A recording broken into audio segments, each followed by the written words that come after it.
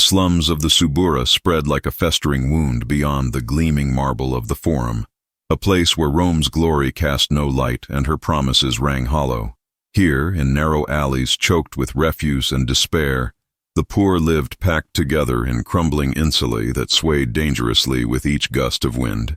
The wealthy passed through these streets quickly, if at all, their sedan chairs carried by slaves who knew better than to meet the eyes of the desperate.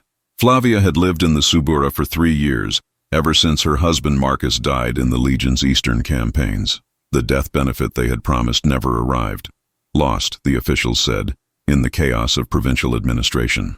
Her appeals were ignored, her petitions dismissed by clerks who had heard 1,000 similar stories and grown deaf to suffering.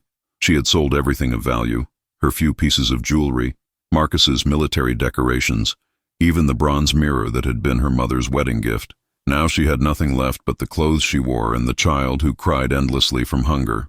Little Gaius was 18 months old enough to walk, but too weak now to do more than lie listlessly in her arms. Her milk had dried up weeks ago when she stopped eating regularly, giving what little food she could obtain to her son. But even that was not enough. He grew thinner each day, his ribs visible beneath translucent skin, his eyes enormous in a face that seemed to be disappearing before her eyes. Tonight, as she sat in the single room she rented on the 4th floor of a building that should have been condemned years ago, Flavia faced the truth she had been avoiding. Her son was dying. In a day, perhaps 2, the hunger would take him, and she would join him shortly after. The thought brought a strange peace. At least in death, they would be together. At least the suffering would end. But even as resignation settled over her like a shroud, something deeper stirred. A mother's defiance, the stubborn refusal to surrender while any possibility remained. Flavia looked at her son's sleeping face, at the small chest that rose and fell with such painful effort, and knew she would try one last thing before accepting defeat.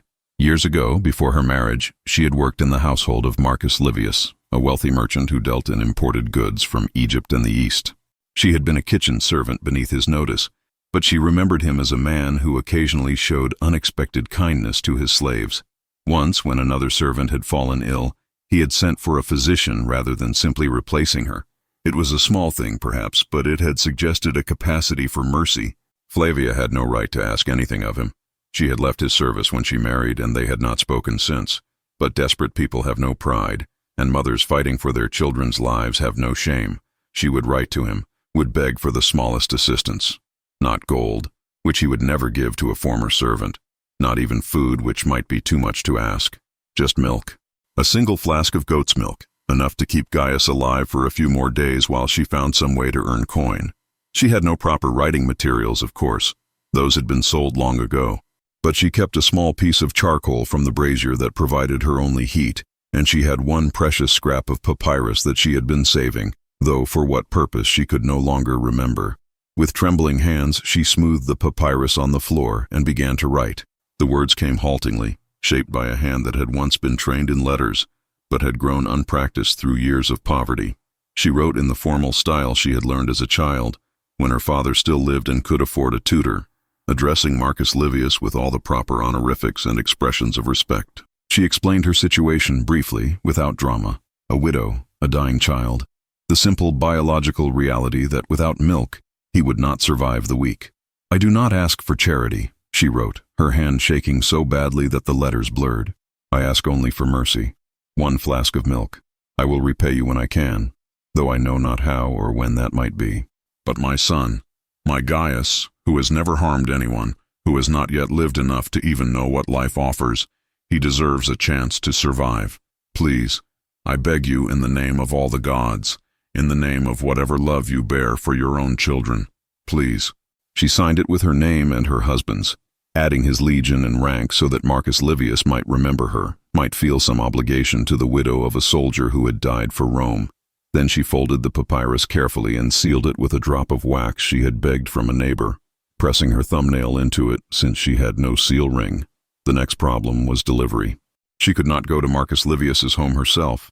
She would never get past his doorkeeper, and even if she did, appearing in person would mark her as so desperate that he might refuse out of disgust at her degradation. No, the letter must be delivered by a messenger, someone who could claim to be running an errand for a respectable household.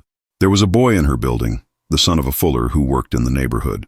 He sometimes ran messages for coin, and Flavia had seen him deliver letters to wealthy homes on the Palatine Hill.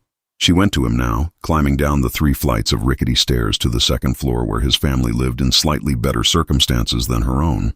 "Please," she said when the boy's mother answered her knock, "I need your son to deliver a letter. I have no coin to pay him, but I will work for you. I will wash your clothes, scrub your floors, anything you ask. Just please, let him take this message." The woman looked at her with the hard eyes of someone who had seen too much suffering to be easily moved by it. But she also had children, and perhaps she saw in Flavia's desperate face a reflection of what she herself might become if fortune turned against her. She called for her son, a gap-toothed boy of about 10 who took the letter with practiced ease. "The house of Marcus Livius the merchant," Flavia instructed, "on the Vicus Tuscus, near the temple of Castor, the large house with blue doors. Tell the doorkeeper it is an urgent message regarding a business matter." The boy nodded and disappeared into the night, and Flavia returned to her room to wait. She sat beside Gaius, stroking his too hot forehead, and tried to calculate how long the errand would take. An hour to reach the merchant's house, perhaps longer at night when the streets were dangerous. Time for the doorkeeper to accept the letter, to carry it inside, for Marcus Livius to read it, and, if the gods were merciful, to send back milk with the boy. 3 hours, perhaps 4, before she knew whether her desperate gamble had succeeded or failed. She did not know that her letter would never reach Marcus Livius. She did not know that the boy, unable to read well in the dim light of street torches, would confuse the names and deliver her letter not to the merchant's house, but to the imperial courier station, where messages for the emperor were collected. She did not know that her desperate plea, written on a scrap of papyrus with charcoal by a starving widow in the Subura's worst slums, would be read not by a merchant, but by the most powerful man in the world. She knew only that her son was dying, that she had done everything she could, and that now there was nothing left but to wait and pray to gods who had long since stopped listening to the prayers of the poor. Gaius stirred in her arms, whimpering softly, and Flavia held him closer, singing the lullaby her own mother had sung to her when she was small.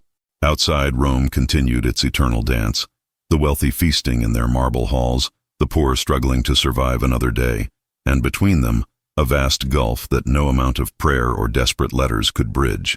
Or so she thought, in that long night, while she waited for an answer that would never come from the man she had written to, but would come from someone far more unexpected, carrying consequences she could never have imagined when she pressed charcoal to papyrus and wrote the words that would change her life. "Please, I beg you. My son is dying, and I have nothing left but hope." Emperor Marcus Aurelius Severus sat in his private study long after his advisors had departed for the night, surrounded by scrolls and reports that demanded his attention. Grain shipments from Egypt, troop movements on the Germanic frontier, petitions from the Senate regarding tax reforms. The weight of empire pressed down upon him with relentless force, a burden he had carried for 15 years and would carry until death released him. He was 43 years old, gray threading through his dark hair, lines etched deep around his eyes from years of squinting at documents by lamplight.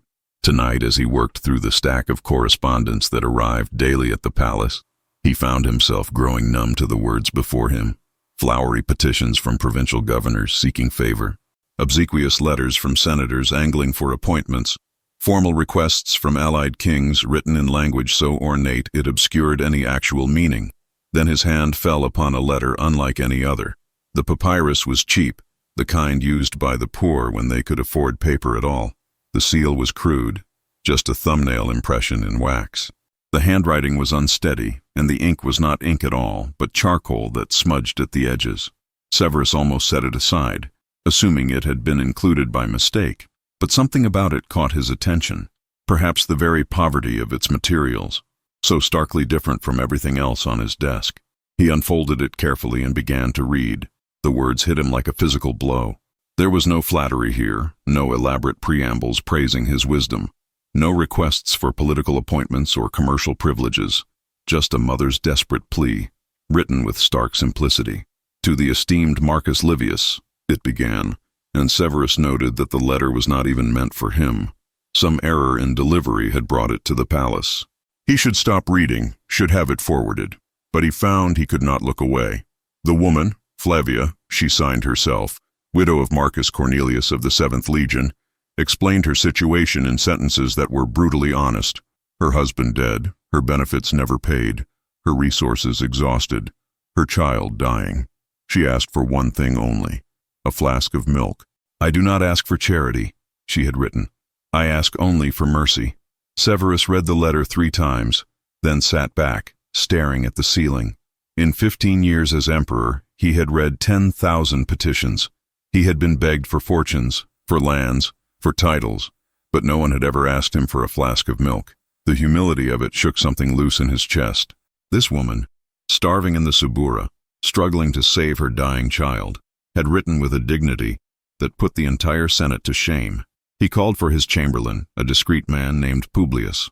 "This letter," Severus said, handing him the papyrus. "Find out where it was supposed to be delivered and why it came here instead." Publius read quickly, his expression carefully neutral. "The names are similar, Majesty. Marcus Livius the merchant, Marcus Aurelius, Severus the emperor. A messenger might easily confuse them." "A fortunate mistake," Severus murmured. Then, more decisively, "Prepare traveling clothes, simple garments, nothing that would identify me, and have a horse readied." Publius's neutral expression cracked. "Majesty, you cannot mean to—" "I do mean to," Severus interrupted. "I will see this woman myself, tonight." "The Subura is dangerous after dark," Publius protested. "You cannot go without guards." "I will take 2 guards," Severus conceded. "But they will dress as common soldiers, and they will keep their distance. I want no escort that would announce who I am." Within the hour, Severus had transformed himself. Gone were the purple-bordered toga and golden laurel crown. In their place he wore a simple tunic of undyed wool, a plain cloak, and worn sandals. 2 trusted praetorians accompanied him, similarly disguised. They left through a private gate, emerging into Rome's night streets far from the palace. The city at night was a different world. Here, marble facades gave way to crumbling brick. Broad avenues narrowed to twisting alleys, and the scent of fine cooking was replaced by the stench of poverty. The Subura sprawled before them like a diseased organism, buildings leaning against each other for support. Severus heard sounds he never heard from the palace. Children crying, couples arguing, the rattle of dice from illegal gambling dens. "4th floor," he murmured, consulting the address. The building with the broken fountain in front. They found it easily. A 6-story insula that swayed visibly in the wind. The fountain in the courtyard had broken, leaving only a dry basin. Severus climbed the stairs, noting how each step creaked alarmingly, how the walls showed cracks wide enough to admit rain and cold. The 4th floor was worse. The ceiling was so low he had to duck, the hallway so narrow 2 people could barely pass. He found Flavia's door at the end of the hall. It was slightly ajar, and through the gap he could see a single room lit by dying embers. The room was perhaps 10 feet square, with no furniture except a pallet and a broken stool. And in the center of this desperate poverty, a woman sat holding a child, singing softly. Severus knocked gently, and the singing stopped. Flavia looked up, young, perhaps 25, but aged by hardship. Her cheeks were hollow, her eyes enormous, her body so thin the child in her arms seemed almost too heavy for her to hold. "Yes," she said, her voice hoarse. "I am sorry to disturb you," Severus said gently. "I am a courier. I have word regarding your letter." Hope flared in Flavia's eyes, so bright and desperate that Severus felt his heart constrict. "Marcus Livius sent you?" Severus hesitated only a moment. "Your message was received. I have brought what I could." He produced a cloth bundle from beneath his cloak. Bread, cheese, dried figs, and a flask of goat's milk. Flavia stared at the bundle as if it were made of gold. Her hands shook as she reached for it, then stopped, pulling back. "I cannot pay you now," she said, dignity warring with desperation. "I will repay every coin, but it may take years. I swear by all the gods." "Payment is not required," Severus interrupted gently. "Please, feed your son." Flavia took the bundle with trembling hands and immediately uncorked the flask. The child, Gaius, stirred at the scent, his eyes opening. She held the flask to his lips, and he drank with desperate gulps, his small hands grasping at it as if afraid it might be taken away. Tears streamed down Flavia's face, and Severus looked away, giving her privacy. He studied the room instead, noting everything his reports had failed to convey. The reality of poverty, the daily degradation of lives lived without dignity or hope. When Gaius had drunk his fill and fallen into genuine sleep, Flavia looked up with eyes that held gratitude and something else, a fierce, protective pride that refused to be broken. "Thank you," she said, "but I meant what I wrote. I don't need charity, only mercy, and I will repay this debt no matter how long it takes." Severus nodded slowly, understanding why this letter had affected him so deeply. This woman, stripped of everything, still maintained her dignity. She asked for help, but refused to be pitied. "What is your name?" she asked suddenly. Severus hesitated, then smiled slightly. "You may call me Marcus, and I am pleased to have been of service." He left shortly after, backing out of the room with a final nod of respect. As he descended the stairs and emerged into Rome's night streets, Severus found his mind turning over everything he had seen. One woman, one child, one desperate letter that had reached him by accident. And yet, in that small room, he had encountered something more valuable than all the gold in the treasury, a reminder of what it meant to be human, to refuse to surrender even when all hope seemed lost. By the time he reached the palace, dawn was breaking. Severus went immediately to his study and began writing orders. The chamberlain would think him mad. The Senate would question his judgment, but he no longer cared. Some things demanded action, regardless of consequence. Flavia woke to sunlight streaming through the oiled cloth that covered her window, and for a moment she thought the previous night had been a dream. But then she saw the empty flask beside her pallet, the remnants of bread and cheese wrapped carefully in cloth, and her son, her precious Gaius, sleeping peacefully with color in his cheeks for the first time in weeks. She pressed her hand to her mouth, stifling a sob of relief. He had survived the night. The milk had given him strength, and the food she had eaten herself had allowed her body to produce a little of her own milk again. It was not much, but it was something. It was hope. She spent that day in a fog of exhausted gratitude, feeding Gaius small amounts throughout the morning, rationing the food the stranger had brought so it would last as long as possible. She tried to remember every detail of the man who had called himself Marcus, his kind eyes, his gentle voice, the way he had looked at her small room, not with disgust but with something that might have been sorrow or understanding. He had been well-spoken, she thought, his Latin too refined for a simple courier. Perhaps he was an educated slave in Marcus Livius's household, someone trusted with delicate errands. She hoped he would not be punished for giving away food and milk that his master had not authorized. The thought troubled her, but there was nothing she could do about it now except pray to the gods that his kindness would not bring him harm. 3 days passed. Flavia managed to find work washing clothes for a fuller 2 streets over, earning just enough to buy a little bread and oil. Gaius grew stronger with each passing day, his appetite returning, his eyes brightening with the resilience of childhood. They would survive, she told herself. Somehow, they would survive. On the 4th morning, she woke to voices in the hallway outside her door. She heard her landlord, a grasping man named Quintus, who had been threatening to evict her for weeks, speaking in tones of confusion and barely suppressed excitement. "But the debt is paid in full," he was saying. "I don't understand. Who authorized this?" "The authorization is imperial," came an unfamiliar voice, crisp with authority. "You will ask no questions and accept the payment. The tenant Flavia is to remain in residence, and any future complaints about her will be directed to the palace." Flavia's heart stopped. The palace. Imperial authorization. What was happening?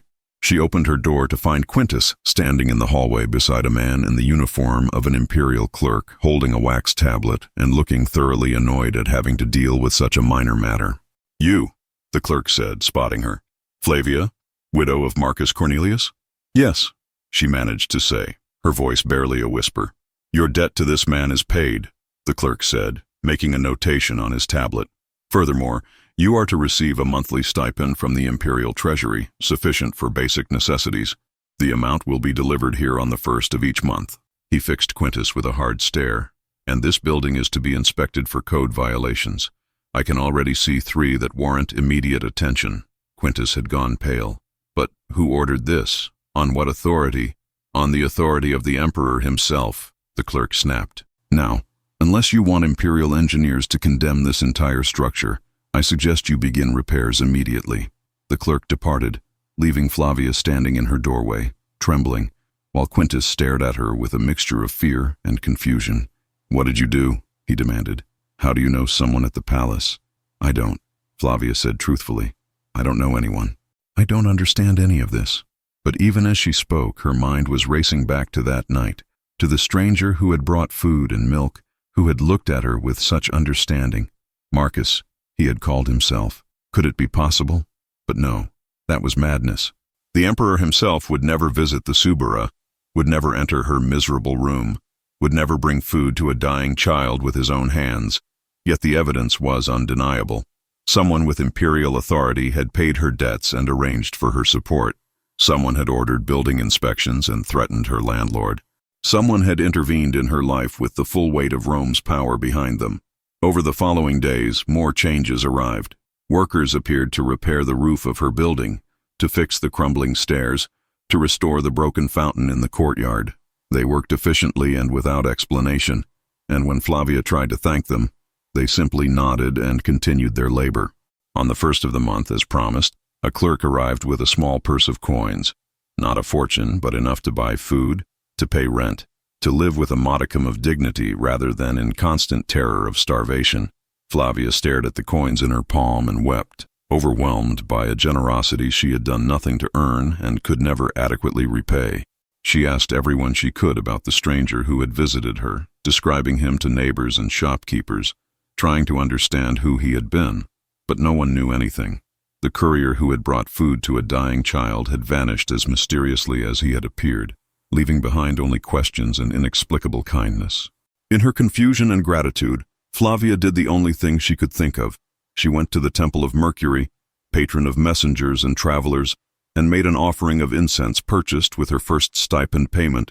She prayed for the stranger's well-being, for blessings upon whoever had shown mercy to her and her son, for the gods to protect those who protected the helpless. "I don't know who you are," she whispered to the statue of the god, knowing her words were really meant for the man who had called himself Marcus. "I don't know why you helped us, but I will never forget, and I will repay you somehow. I swear it." Weeks passed, and life settled into a new pattern. With the stipend and her work at the Fullers, Flavia could afford not just to survive, but to live. She bought Gaius new clothes to replace the rags he had worn. She purchased vegetables to supplement their bread and cheese. She even bought a small clay lamp so they would not have to sit in darkness after sunset. The building repairs continued, transforming the crumbling insula into something almost respectable. Other tenants whispered about the miracle, about how the gods had blessed them through Flavia's mysterious patron. Some resented her, assuming she must have done something immoral to attract such powerful attention. Others were simply grateful that the improvements benefited everyone. Flavia ignored both the resentment and the gratitude, focused entirely on Gaius and on the debt she could never repay. She wrote another letter, this one addressed directly to Marcus Livius the merchant, explaining the mistake and thanking him for any kindness he might have intended even though her plea had never reached him. The merchant, confused but curious, sent back a polite note saying he had received no such letter, but was pleased to hear of her good fortune. So it had not been Marcus Livius at all. The letter had gone somewhere else, to someone else, and that someone had chosen to help her. But who, and why? The answer came 6 weeks after that desperate night when a stranger had brought milk to save her dying son. A messenger arrived at her door, a real imperial messenger this time, wearing the uniform of the palace staff, carrying a sealed letter with the imperial eagle pressed into wax. "Flavia, widow of Marcus Cornelius?" the messenger asked formally. "Yes," she said, her hands shaking as she took the letter. "You are summoned to the palace," the messenger said. "Tomorrow at the 9th hour, a litter will be sent to transport you. Dress appropriately."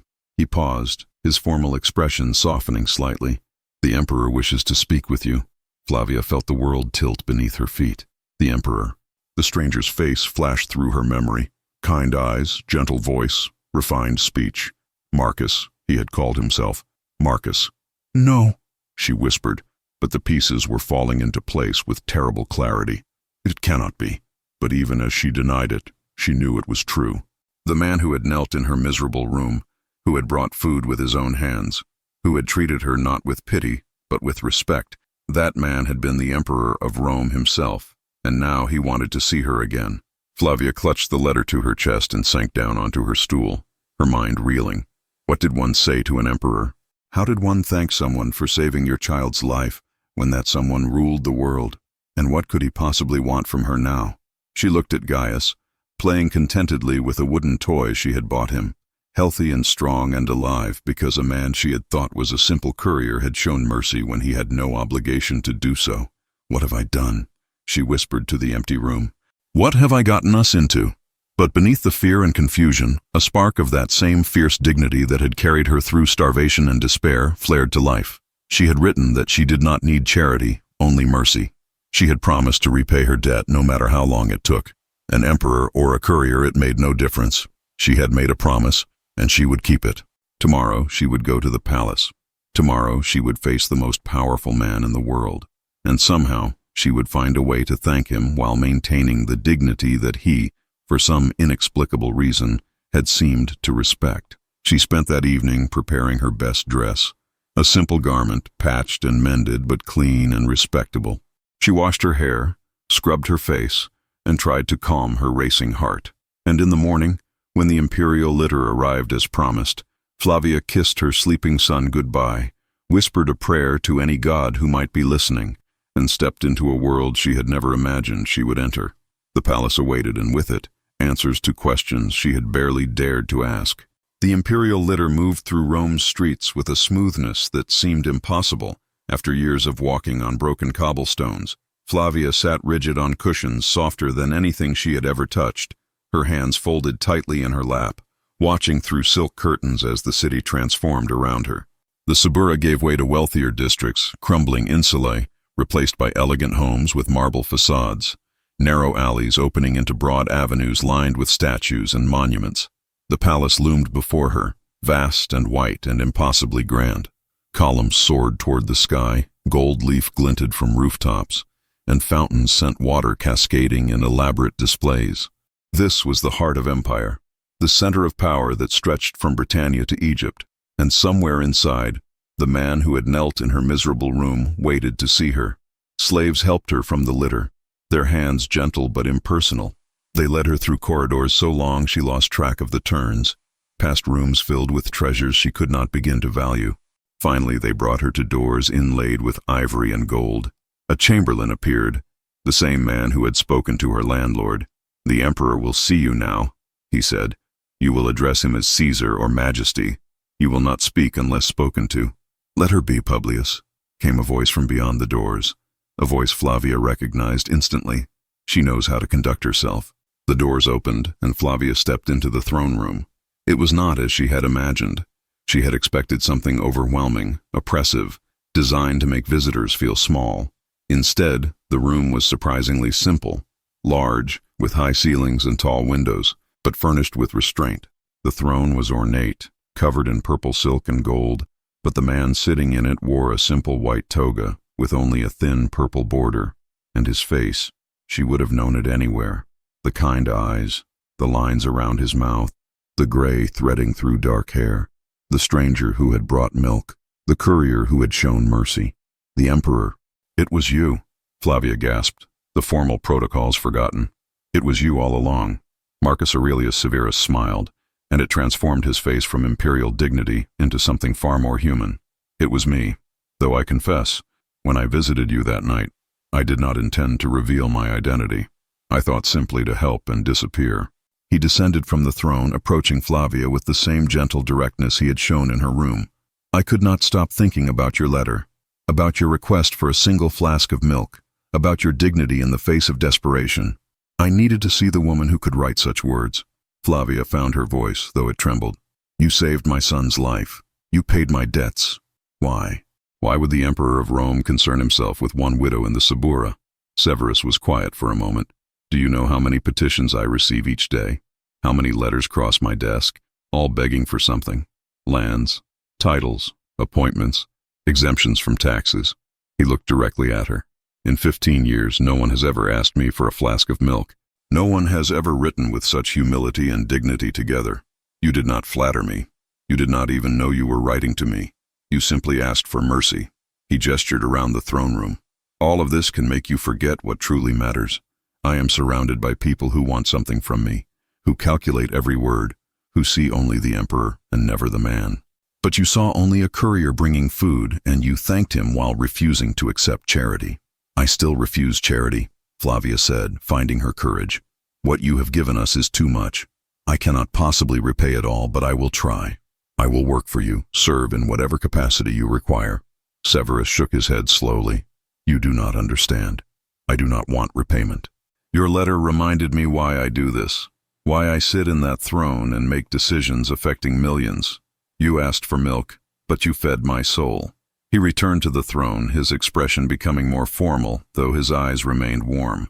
I did not summon you here to demand service or gratitude. I summoned you because the Senate has been asking questions. The payments, the building repairs, these things do not go unnoticed. There are rumors. Some claim I have taken you as a mistress, that the stipend is payment for other services. Flavia felt heat rise to her face. But that is not true. I know, Severus interrupted gently, and I do not care what the Senate thinks, but I care what they might do to you to get to me. So, I have a proposal. One you are free to refuse. He leaned forward. I want to make your support official in public. I want to issue a decree establishing a program to provide food to widows and children throughout the empire. Every woman who loses her husband to war, every child who faces starvation, they will receive assistance, just as you did, and it will be called the Law of Flavia's Cry. Flavia stared at him, unable to process what she was hearing. A law, in her name, feeding widows and children across the entire empire.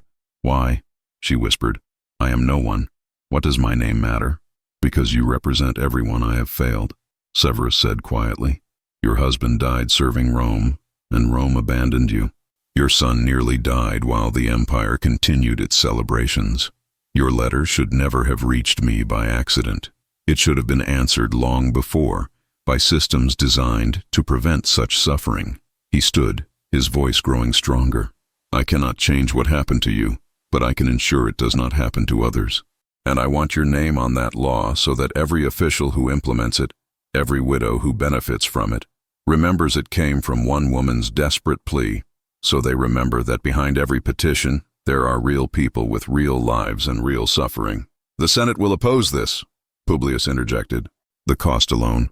The Senate will approve what I tell them to approve, Severus said flatly. We spend fortunes on games and monuments. We can spare resources to feed widows and orphans. He turned back to Flavia. But I will not do this without your consent. This will make you known throughout the empire. You will no longer be invisible. Some will praise you. Others will resent you. Your life will change in ways I cannot predict. So I ask, do you consent? Will you allow your name to be used to help others as you were helped? Flavia thought of Gaius, nearly dead just weeks ago. She thought of all the other children in the Subura and beyond, all the other mothers watching their babies starve. She thought of her letter, written in desperation, and how it had somehow reached the one person with power to transform private mercy into public policy. Yes, she said, her voice steady. Yes, I consent. If my name can help others, then use it. I only ask one thing. Name it, Severus said, that you include my husband's name as well, Marcus Cornelius of the 7th Legion. Let people know it was his service that made me a widow, his sacrifice that Rome forgot. Let his name be remembered alongside mine. Severus smiled, genuine warmth in his expression. It shall be done. The Law of Flavia's Cry, in memory of Marcus Cornelius. He gestured to Publius. Draft the decree. Present it to the Senate within the week. He descended from the throne and took Flavia's hand, a gesture so shocking that Publius made a small sound of protest. Thank you, Flavia, for your letter, for your dignity, for reminding me why any of this matters. No, Flavia said, tears spilling down her cheeks. Thank you, Caesar, for seeing us, for hearing my cry when you had no reason to listen, for saving my son. I think, Severus said gently, that perhaps you saved me as well. The Senate chamber erupted in chaos the moment Emperor Severus finished reading the proposed decree. Senators rose from their marble benches, some shouting in support, others in outrage, their voices echoing off the ancient walls until the din became almost unbearable. The consul called for order, his voice lost in the tumult, while Severus stood calmly at the podium, waiting for the storm to pass. This is madness, Senator Gaius Petronius finally bellowed loud enough to be heard above the rest. He was an old man, wealthy beyond measure, his family's fortune built on grain speculation and slave trading. The cost alone would bankrupt the treasury. We cannot afford to feed every widow and orphan in the empire. We can afford 20 new temples to glorify my reign, Severus replied coldly, his voice cutting through the noise like a blade. "We can afford games that last for weeks. We can afford to gold-leaf the roof of my palace. But we cannot afford to prevent children from starving in the streets of Rome itself? It sets a dangerous precedent," another senator argued, a younger man named Lucius Varro who fancied himself a political philosopher. "If the state provides for widows today, what will they demand tomorrow? Free housing? Free clothing? Where does it end?" "It ends," Severus said, his voice dangerously quiet, "where human dignity demands it end. It ends when children no longer die of hunger while we debate the finer points of fiscal responsibility.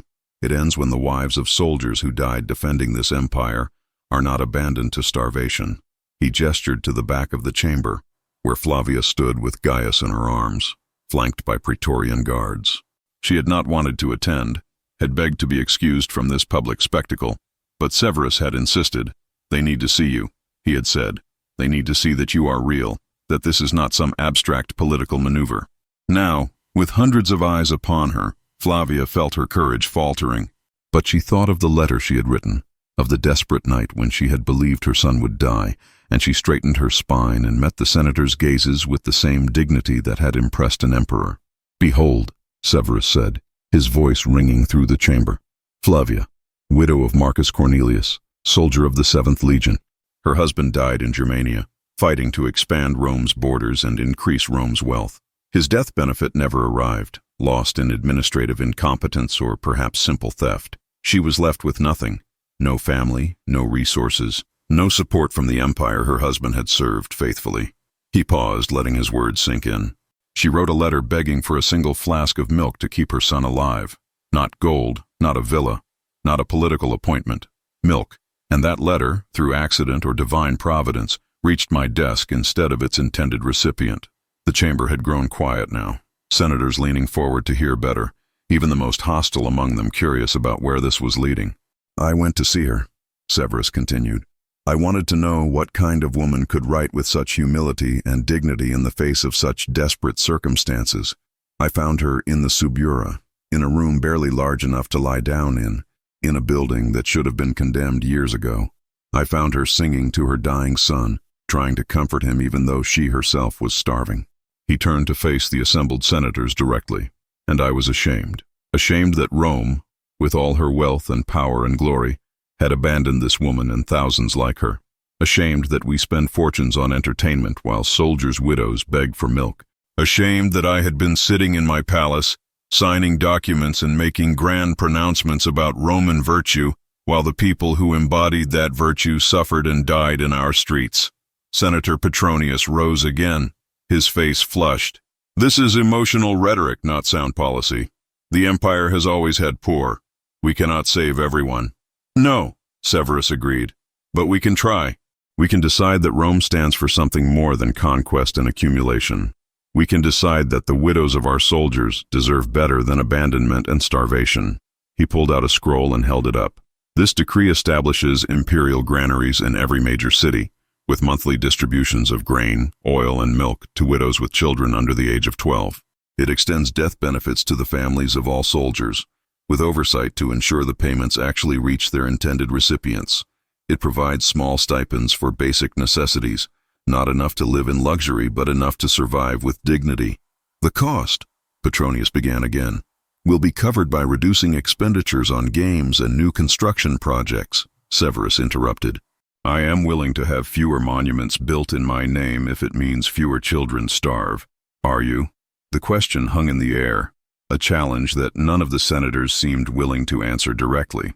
To oppose the decree now would be to admit that their own comfort and entertainment mattered more than the lives of soldiers' families. Even the most cynical among them recognized the political danger of such a position. Marcus Flavius, an elderly senator known for his integrity, rose slowly to his feet. "I support this decree," he said, his voice carrying the weight of decades in public service. "And I propose we go further. Let this law carry the name of both Flavia and her fallen husband, so that all who benefit from it remember the sacrifice that inspired it. Let it be called the Law of Flavia's Cry, in memory of Marcus Cornelius and all who have served Rome faithfully." Other senators began to rise, adding their support, the political winds shifting as they realized opposition would cost them more than compliance.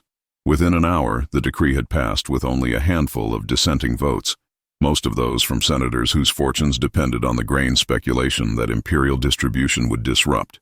As the session ended and senators filed out, many stopped to look at Flavia, some with genuine respect, others with thinly veiled resentment.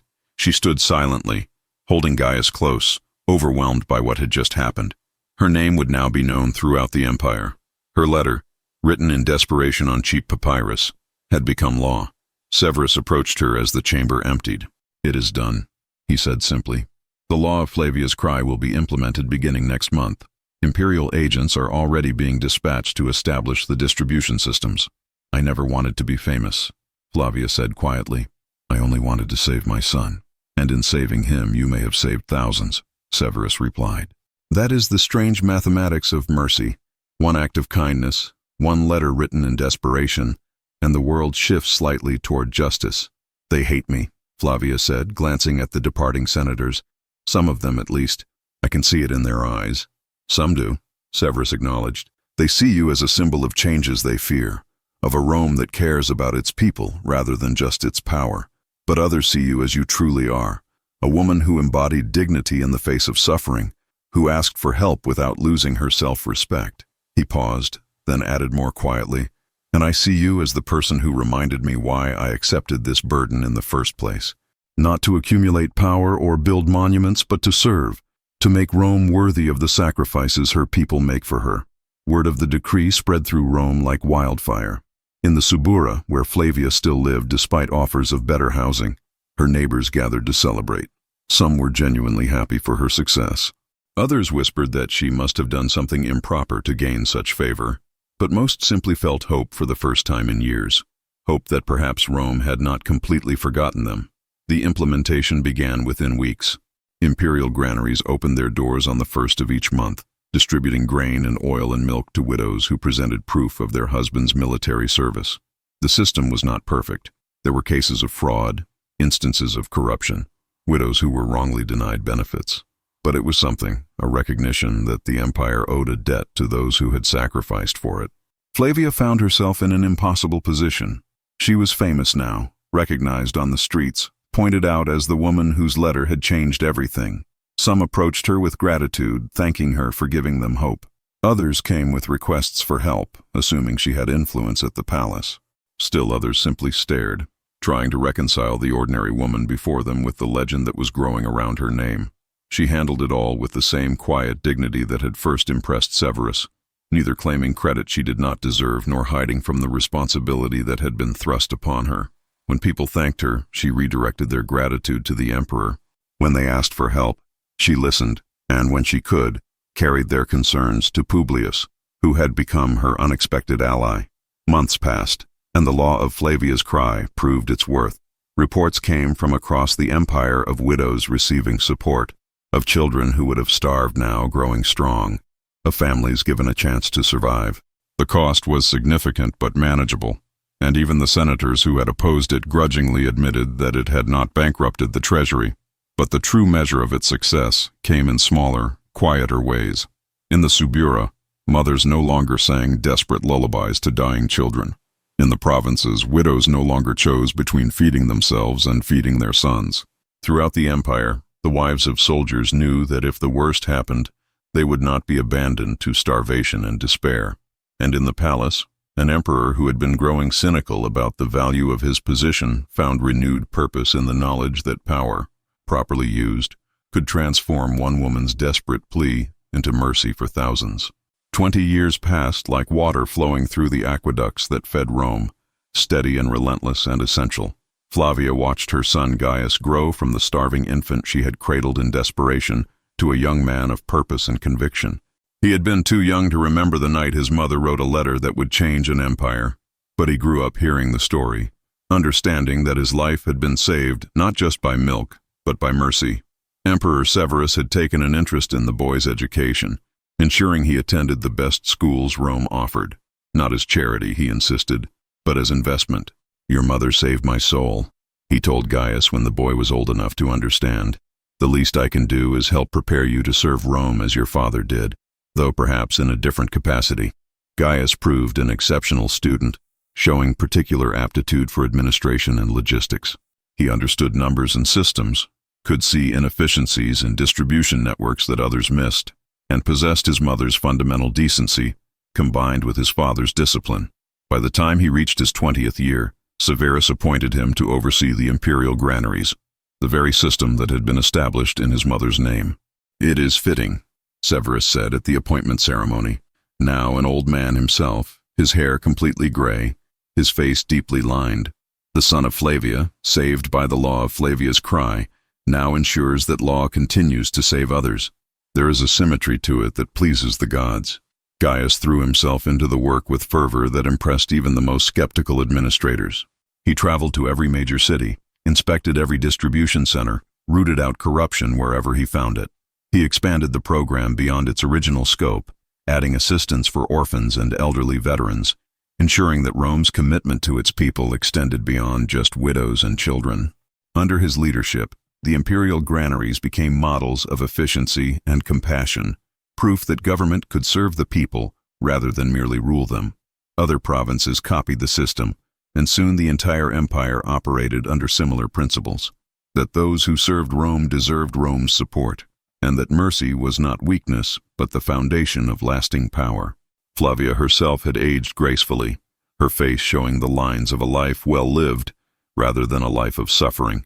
She still lived in the Subura, though the neighborhood had transformed over the years. The building repairs that had begun with her own residence had expanded, funded by a combination of imperial mandate and wealthy patrons seeking to demonstrate their civic virtue. The Subura would never be elegant, but it was no longer a death trap, no longer a place where buildings collapsed and children starved as a matter of course. She had become something unexpected, not a politician or public figure in the formal sense, but a living symbol of hope and dignity. Mothers throughout the empire named their daughters Flavia in her honor. Poets wrote verses about her letter. Artists painted scenes of the emperor kneeling in a humble room, bringing milk to a dying child. The stories grew more elaborate with each retelling, of course. Some claimed she had been a secret noblewoman fallen on hard times. Others insisted she had possessed magical powers that had compelled the emperor to help her. A few even suggested she had later become the emperor's wife, which was entirely false but made for better drama. Flavia bore it all with patient amusement, neither confirming nor denying the legends, simply living her life and helping those who sought her advice or assistance. She had never wanted fame, but she had learned to use it for good, becoming an advocate for those still struggling, still suffering, still writing desperate letters that might or might not reach sympathetic ears. Emperor Severus, now in his 60s, called her to the palace one final time. He was ill, everyone knew it, though the official announcements spoke only of temporary indisposition. Flavia found him in his private study rather than the throne room, surrounded by the scrolls and documents that had defined his reign. "I am dying," he said without preamble when she entered. "The physicians try to be optimistic, but I know my own body. I have perhaps weeks left, maybe less." Flavia felt tears sting her eyes. Over the years, she and Severus had developed an unlikely friendship, meeting occasionally to discuss the implementation of the law that bore her name, to share observations about Rome's progress and failures, to simply talk as two people who had been irrevocably changed by a single night in the Subura. "I am sorry," she said simply. "Do not be," Severus replied. "I have lived longer than I had any right to expect, and I have done more good in my final years than in all the years before. Because of you. Because of your letter." He pulled out a worn piece of papyrus from his desk, the original letter, preserved carefully, its charcoal words still visible after 2 decades. "I have kept this," he said. "Read it whenever I felt myself losing sight of what mattered. Do you know what I am most proud of in my reign?" Flavia shook her head. "Not the military victories or the buildings or the treaties," Severus said, "but this, the law of Flavia's cry. The knowledge that thousands of children who would have died are alive, because one mother had the courage to ask for mercy and one emperor had the wisdom to listen." He stood slowly, moving to the window that overlooked Rome. "They will build monuments to me after I die, marble statues and grand temples. But I want you to know that the only monument that matters to me is the one I will never see. Every child fed, every widow supported, every life saved by a system that began with your desperate letter. You gave me everything," Flavia said, her voice breaking. "My son's life, my dignity, a purpose beyond mere survival. How can I possibly thank you? Severus turned to face her, smiling despite the obvious pain the movement caused. By continuing the work, by ensuring your son understands that administration is not about paperwork and procedures, but about people, by telling your story honestly, without embellishment, so that future generations understand that change begins with simple mercy. He pulled a scroll from his desk and handed it to her. I have written my memoirs. They will be published after my death. I want you to have this copy to ensure that your story is told truthfully. Not the legend of the magical woman who charmed an emperor, but the reality of a desperate mother who wrote a letter and an emperor who remembered what it meant to be human. Flavia took the scroll with trembling hands. I will honor this. I promise. I know you will, Severus said. You have honored everything else, even when it cost you your privacy and peace. You are extraordinary, Flavia, though you would never claim it yourself. Rome is better because you lived. I am better because I knew you. 3 weeks later, Emperor Marcus Aurelius Severus died peacefully in his sleep. His funeral was grand, as befitted his station, with processions and sacrifices and speeches that praised his military achievements and administrative reforms. But what people remembered most was the simple woman in a modest dress who walked behind the imperial family, carrying a worn piece of papyrus, a letter written in charcoal, asking only for milk. Years continued to pass. Gaius married and had children of his own, teaching them about their grandmother's letter and their great-grandfather whose name they bore. The law of Flavia's cry expanded further, becoming so fundamental to Roman governance that new emperors could not imagine eliminating it without losing the people's support. In the Temple of Concordia, where Romans came to pray for harmony and peace, a new statue was erected. It showed not a goddess or empress, but an ordinary woman holding a child, with an inscription beneath that read simply, "One voice can feed a nation." Mothers throughout the empire made pilgrimages to see it, to pray before it, to remember that even in their darkest moments, even when hope seemed lost, their voices mattered, their suffering was seen, their pleas could be heard. Flavia herself visited the temple only once, shortly after the statue's dedication. She stood before her own marble likeness, uncomfortable with being immortalized, embarrassed by the devotion people showed to what she still considered a simple act of desperation. But as she watched mothers pray, saw them leave offerings of milk and bread, heard them whisper their own desperate pleas, she understood what Severus had tried to tell her. It was not about her, not really. It was about what she represented, the possibility that mercy could triumph over indifference, that one voice could matter in an empire of millions, that the powerful might choose to serve rather than simply rule. She lived to see her grandchildren grown, to watch the law of Flavia's cry celebrated throughout the empire, to know that her desperate letter had created something lasting and good. And when she finally died, at peace and surrounded by family, the entire city of Rome mourned. They carved her words on her tomb, the same words she had written 25 years earlier, in charcoal on cheap papyrus. I do not ask for charity, I ask only for mercy. And beneath it, added by her son Gaius, she asked for mercy and received it. She gave dignity and taught it. She saved one child, and in doing so, saved thousands. May Rome never forget. The empire would eventually fall, as all empires do. The marble monuments would crumble, the golden statues would be melted down, the grand temples would become ruins haunted by ghosts and memories. But the story endured, passed down through generations, transformed by time but never forgotten. The story of a desperate mother who sent a plea to the wrong messenger, and the emperor who answered her cry. And every spring, when the granaries opened and distributions began, mothers throughout the lands that had once been Rome still whispered a prayer not to gods or emperors, but to the memory of Flavia, the woman who proved that one voice, one letter, one desperate plea could change the world. Her legacy was not in marble or gold, but in lives saved and children fed and widows given dignity. In the end, perhaps that was the only legacy that truly mattered. Not monuments that proclaimed greatness, but mercy that proved it.